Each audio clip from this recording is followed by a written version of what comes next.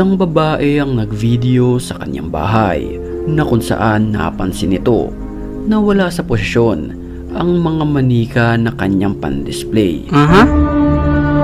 Pinaglaruan siguro. Oh! Nang walang ano-ano'y mga itim na nilalang na nanlilisik ang mga Ang dami niyan. 1, 2, 3. mata ang nakunan niya ng video ng harap-harapan sa bahaging ito ng kanyang bahay.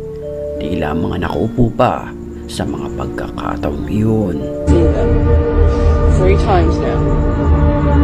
I think I'm like that now. Ayan. My goodness, yung isa-isa yung mata parang monster.